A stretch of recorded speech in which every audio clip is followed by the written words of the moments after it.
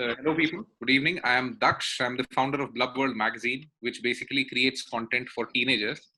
And we create inspiring content where we showcase teenagers who are doing great in life to other teens. So we work on a simple concept of teens inspiring teens. And from time and again, we typically try to bring out industry white papers, which basically has learnings and innovations about what all teachers and principals and school owners and directors are doing in their schools at this point under this lockdown. And these new ideas we'll be sharing and publishing in our white paper and sharing it to people across the globe. This, as far as this format is concerned, is the 13th or the 14th talk. But this is the first talk with teachers. We've been doing these with school owners and principals till now, every single day. And this is a new perspective that we are trying to add to this white paper, that because you are the people who are actually running in the front and handling the crisis by your own hands. So we wanted to know even what do you think, what new innovative are you doing right now to engage with your students. So just to give you a brief of what kind of stuff we have been getting till now is, just yesterday in one of our talks, there's a very nice school in Gujarat. They under this lockdown, they are right now housing and taking care of nearly 50 children in their boarding. These 50 kids are on their campus and they're doing very innovative stuff with them in their boarding. Again, there's a school in Padua in Hooghly in West Bengal. They don't have internet. So they've devised a very innovative activity. They've told their kids to make their own dictionaries, which when the school will start, these kids bring those dictionaries back to school and they learn. So no internet required. Then there's one school in Haryana which has told its children to do a daily report on their surroundings, to become a news reporter every day and create a daily report. There's a school in Agra which is doing a very nice thing for pre-toddlers. They have asked all the pre-toddlers parents to do a video call to their teacher every day and sing a new song every day, so that that pre-toddler learns a new song and improves on his, what you can say, verbal skills and his vocabulary and his understanding and sense of music. So what we are trying to do is to find out even the small little innovations that are happening in schools at this point of time, because we are experiencing this for the first time. Even for the kids, it's the first time, and it's a very different kind of experience. For some, it's self-realization. For some, it's irritation. For some, it's meditation. We don't know what all is going on, but there are a lot of different perspectives to the same thing. So to start this session, let's hear it from Preeti ma'am first. Ma'am, the next 2 minutes are yours. You can unmute your audio first, and then you can share with us your introduction, one big learning that you've got during this time, and one vision that you think all the schools around you should be doing, so that we can share it with others. So over to Preeti ma'am. Sure. Good evening, everyone. Just like other schools, even we have started with online education. But I would start with, like, the world of education and learning is moving towards online training.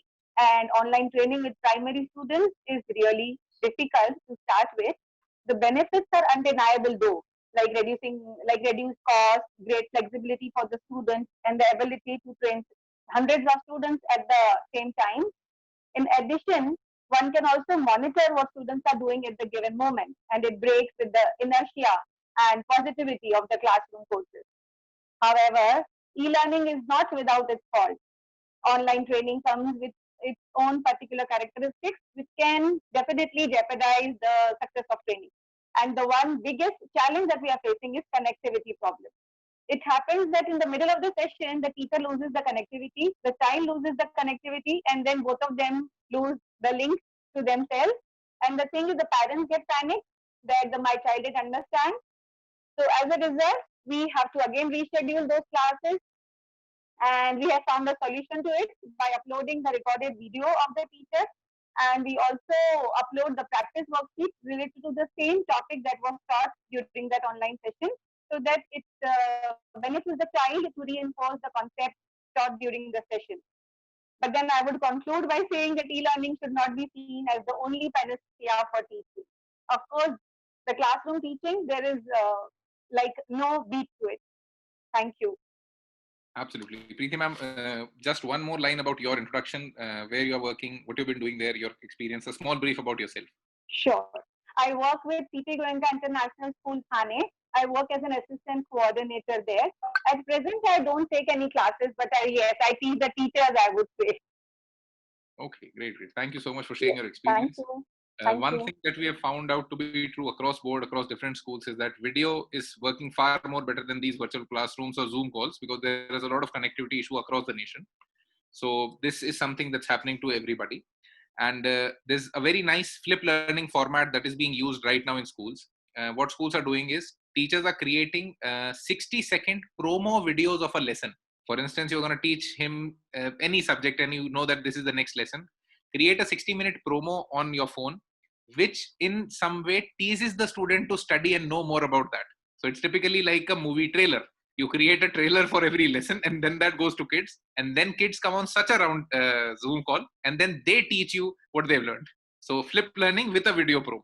So that's something that's being experimented at the moment. So let's now hear it from Love Trivedi sir. So Love sir, over to you for the next 2 minutes. You can unmute yourself and start. Okay, hi, my name is Love Trivedi and I am head teacher of physics and CAS coordinator at DSB International School, Mumbai. So the major part when this lockdown was announced, we had everything in place. We were well aware with the embassies and everything that we had to put a learning platform. So everything was in place when learning and videos and everything was concerned. The only part where we were lacking is we wanted to take extra examination of the students, which we couldn't do it. So we already had a scheduled examination. So this was a problem. And I came up with a strategy. I came up across a site which is exam.net, and I explored that site with many classes of mine during that one particular week. And what happens is, if you actually use exam.net, even if there is no internet connectivity from your end, there is a platform which is very visual, and you can see that students can't copy because they can't change the browser. There is a time limit. There are all restrictions. Your student have to download a certain software. So if they come out from the browser, they are just out. So this worked pretty well for us. And even IB Diploma and Cambridge both are considering this as a valuable resource. And as in, it's a good thing to provide an evidence for their grades as well. And second thing, they could use their phone. This was the second concern. So we asked all the students to log in from their phone as well and turn it on mute and place their phone in such a way that we can see their desk wherein they are typing or working. So the second part is we can't see any. Parents were informed that nobody should enter the room. So first thing the student does is uses his phone and turns his phone entire around the room and shows us the possibility misconduct is there or not, and then he places his phone and he has to sit in a way that we can see his door, and we can also see his table. So this is a valuable thing which worked for us, and we can also grade students, and there is a lot of evidence to provide it to IB and Cambridge or any local bodies who would always ask you what is the justification of this particular grade. So it is working well for us right now. Thank you. Great, great. Amazing. A very nice learning. Again, exam.net, we cannot use it in all our schools. It's a lot of policing factors there in itself. There's a school in a very small place in Rajasthan in Abu Road. They are doing a very interesting thing for examinations. They took their final examinations with a combo of Zoom and an online platform and a Viva. For 50 marks, you have to give a written paper that you do on a Zoom and then upload the pics of that paper to them on WhatsApp. And at the same time, they're using a platform like this. I've just forgot the name of this platform. And thirdly, what they're doing is for the next 50% of marks, you have to give them a Zoom Viva. So if you're able to qualify both, then is when you get your marks. So that's another approach of taking these examinations. But this, I think, is more technologically sound. Yeah, the thing is we have our own assessment objectives as well. So we have a document wherein this is the one platform. Then student has to come back and give Viva with teacher online later on, just to check whether his answers are not. And we know our students. So even if the answers do not sound proper, we know in Viva we can catch them. So that's fine. Absolutely, absolutely. A lot of gestures and intuitions typically guide you to what a student is typically thinking about. So now let's hear it from Balan ma'am. Ma'am, over to you for the next 2 minutes. Very good evening to all of you. This is Anita Balan here, who is again with CP Goenka International School. But I am there only till April 30th this academic year. I have certain other priorities in my life, so I'm going ahead with that. And now here, it's a great thing, great opportunity for me. I'm here. Now the topic is no lockdown learning.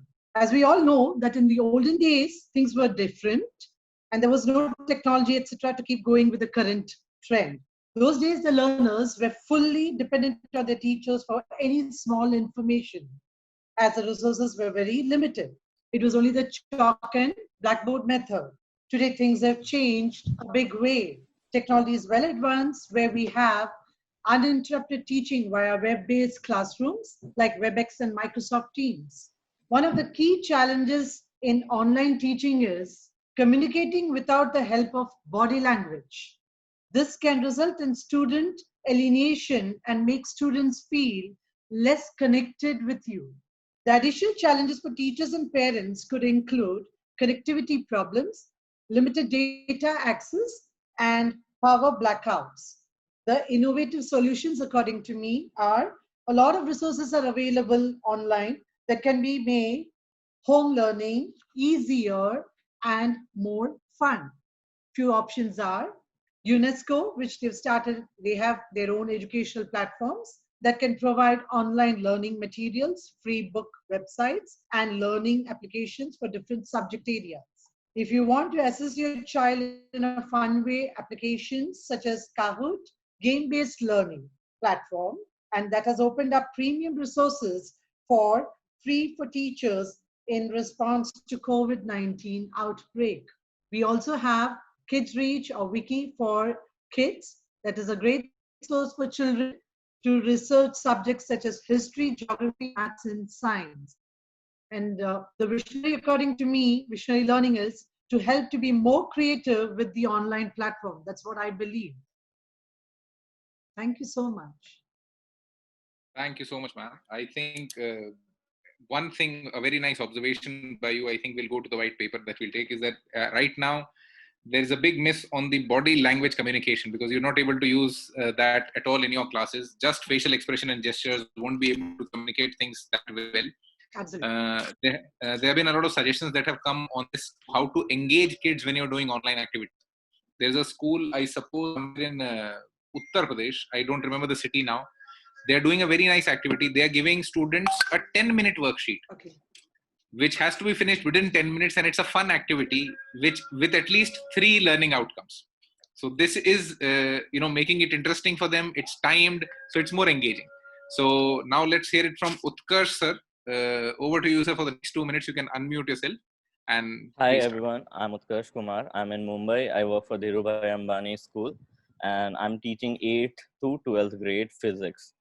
And one of the challenge that I as an educator is facing is to make a consistently engaged lesson of 60 or 90 minutes, especially for the higher grade levels. So if there's a block class, it's 90 minutes. And if there is even 9th or 10th grades have 45 to 1 hour classes. So if you talk about engagement level in the first 30 minutes versus the engagement in the last 30 minutes, or maybe your class is like scheduled in a way that it's in the later half of the day and they are already done with looking at the screen for so long. So I think that is a big challenge in terms of health, like eye health. If you talk about, is it good for the students to continuously look into the computer screen for 6 straight hours, call it a school or call it entertainment, whatever, but that is a issue that I'm facing. And especially the classes that are in the later half of the day are not that, like it's a struggle to keep it engaged and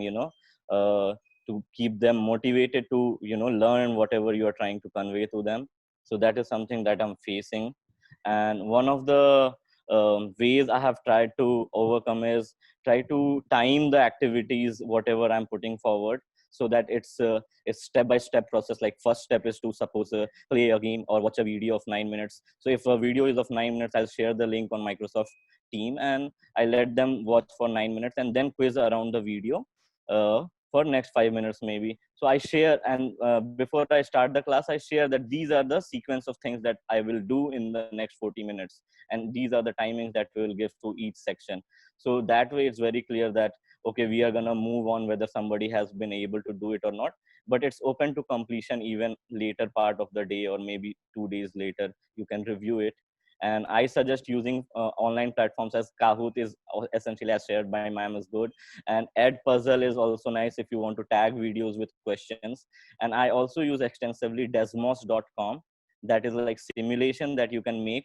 And right now, because I'm teaching physics, one learning that I have experienced in the lockdown is, if you go on using a lot of simulations, what you end up doing is, like, not, because a physical experiment is a physical experiment, you can't actually using a simulation explain it to a very great content. You can explain the content, but the context and the usefulness will never be conveyed. So what I have recently started doing is, instead of using pre-made simulations, use a graphic calculator and make simulations, or use a Python code, or try to animate the situation. That way they learn a little bit about coding as well, and physics is obviously involved, because they are trying to make the motion realistic to life. So they are trying to somehow learn on those skills, like how do the equations in book translate to the motion of an animated object in computer.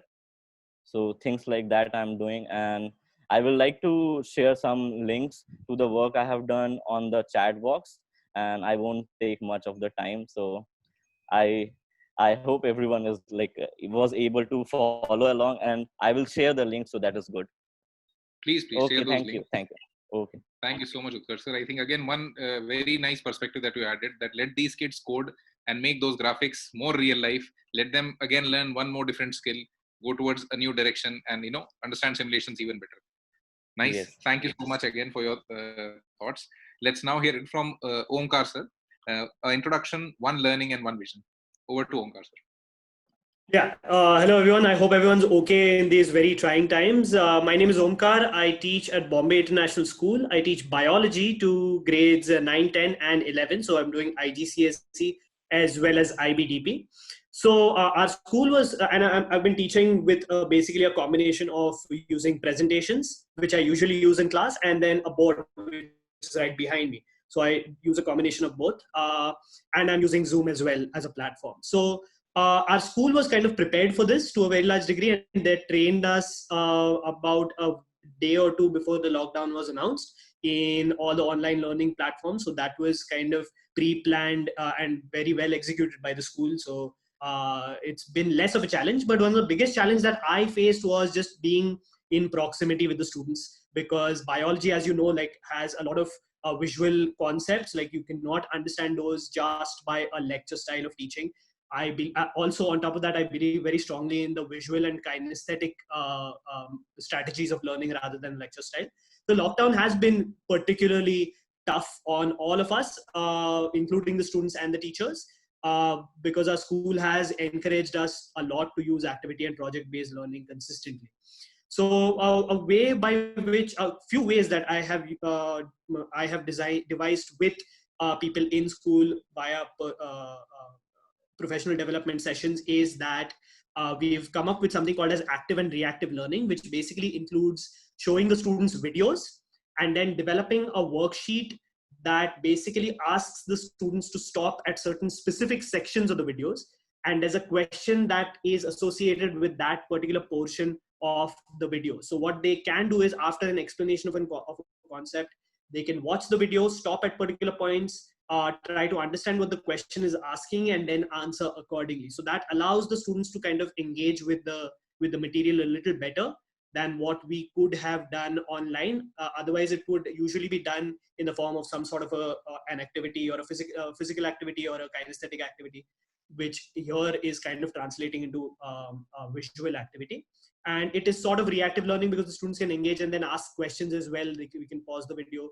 We can also unmute ourselves. The students can unmute themselves and ask questions.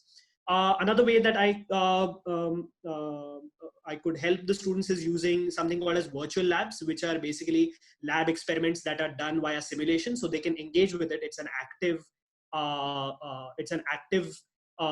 tool to basically they can very literally engage with the different situations and scenarios of an experiment. And you can, like for an example, they can actually add chemicals to a test tube and see what happens and stuff like that. So they can very actively engage with stuff like this. And ultimately, because there are a lot of terms and definitions, what I've used Quizlets and the flashcards as a way to basically consolidate learning. A visionary learning that I had actually was through my wife, who's also a teacher in the same school, is that she realized that we've moved so fast to the online learning platform that the teachers who are also kind of facing the same issues, in the sense that it's a difficult situation emotionally, physically, and even economically, that the schools that the teachers are not thinking about it. They're distracting themselves with a lot of work. They're immersing themselves into work and ignoring these things completely, as a result of which there's a lot of fatigue in the teachers because of using online classes. And same can be said about the students as well. They're also completely ignoring the emotional aspects of what this lockdown is doing to us. Understanding that with the students, like for the teachers themselves, by establishing peer learning groups with the teachers, with your peers, and understanding what each and everyone is going through to get better, and then maybe help the students, would be the next step, is what has helped us optimize learning in these last 3 weeks, because we've been teaching for the last 3.5 weeks or so. So yeah, that's about it. Thank you. Thank you, Omkarji, for those amazing suggestions. I think one aspect or one thread that we're all missing at this very point of time is a lot, since we're isolated, so there's no social interaction. And when we do a video call or something, there's a pre-mindset that it has to be for some utility or some use. It's not just for the sake of talking and knowing. And I think more sessions and more talking roundtables or Zoom calls should be about how are you emotionally at this point of time. So just before I conclude all these learnings and share them with you, there are two thoughts or two things that I want to put into your brains as a food for thought, so that when we meet next, I have some more new learnings from you coming again to us.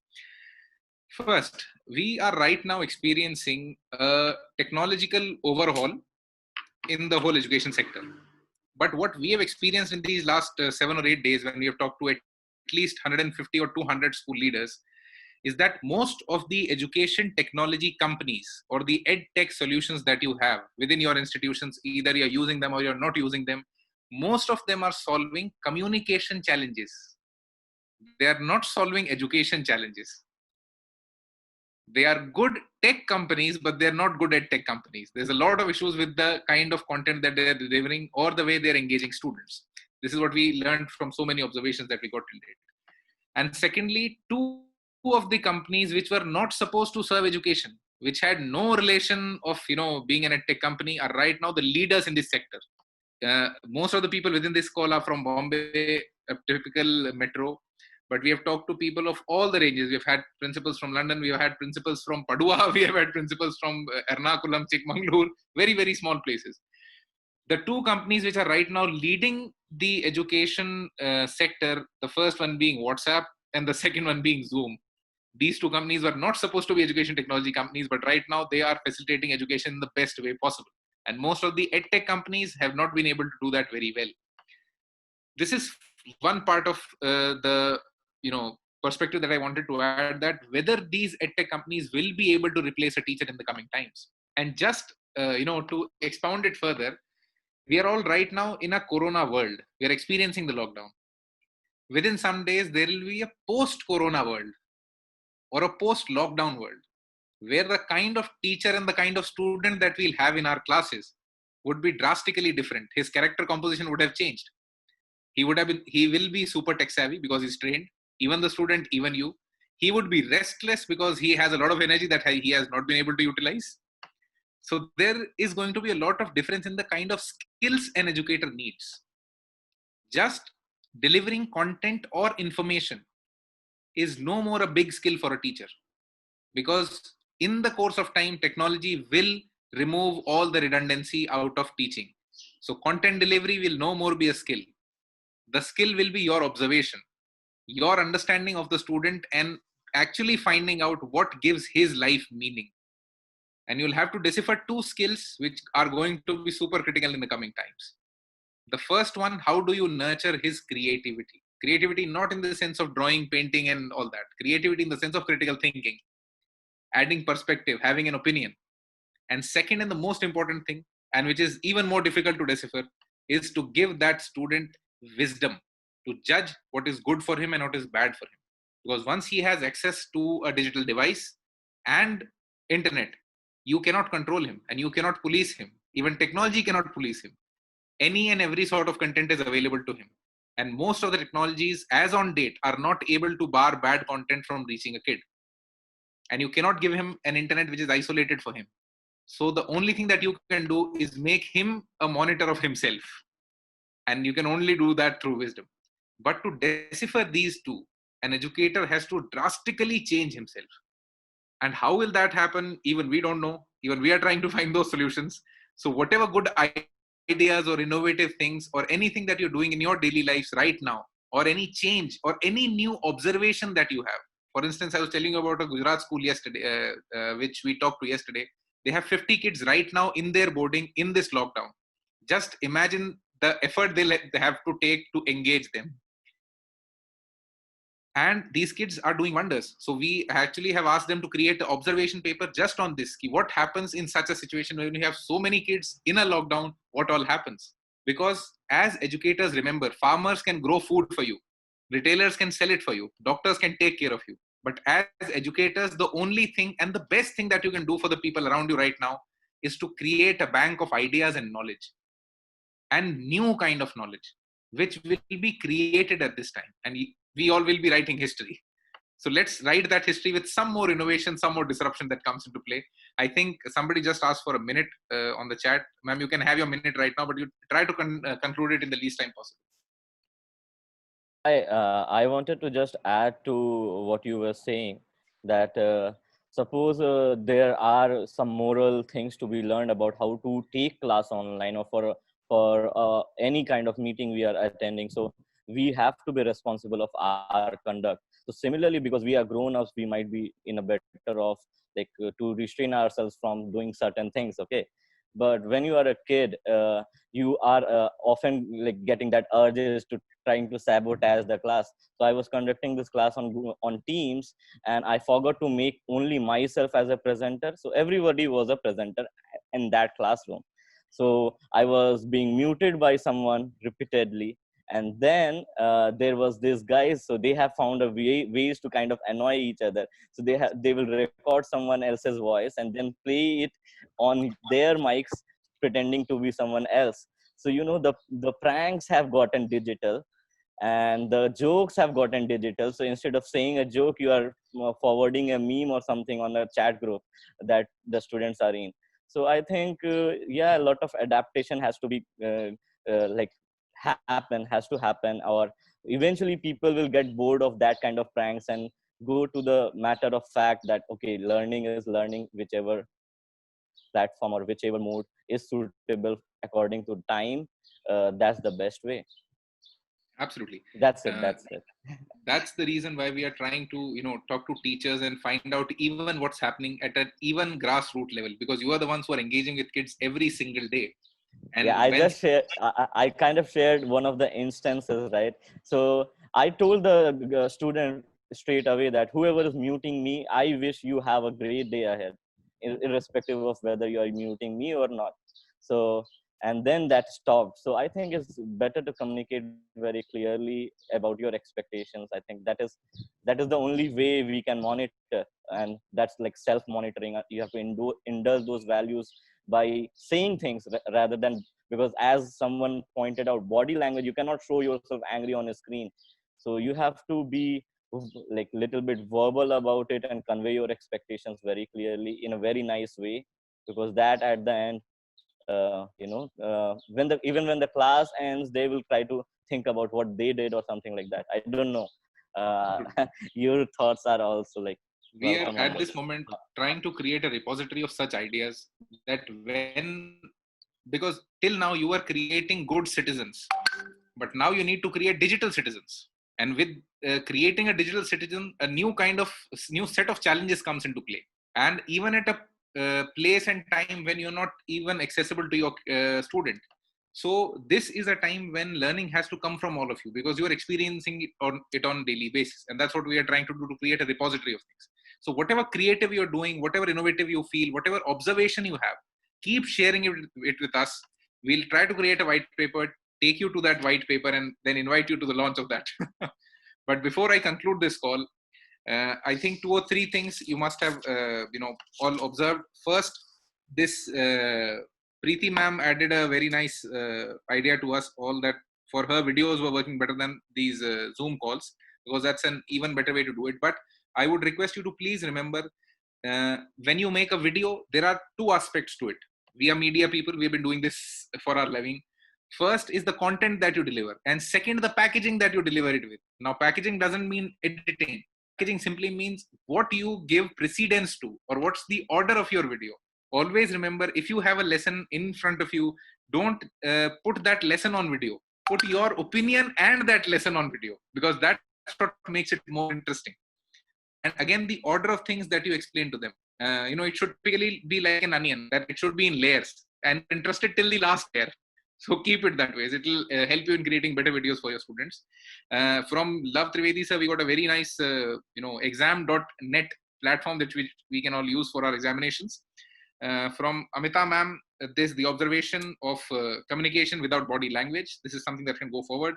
Utkarsh sir has given us a lot of platforms and a perspective on how kids can be turned into programmers and make them create better simulations.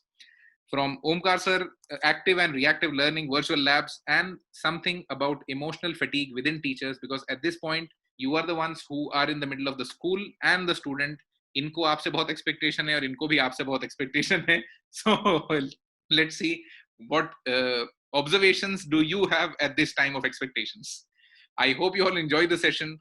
If you want to attend the coming sessions or stay connected and talk more about these things, put on your audio and say a big yes so that we can invite you next time. Yeah, I think this is time restricted. It is a yes from me as well. It was quite enriching and enlightening session. I just loved listening every bit of it. Thank you. Thank you, people. Thank you so much for joining. Thanks for taking out the time.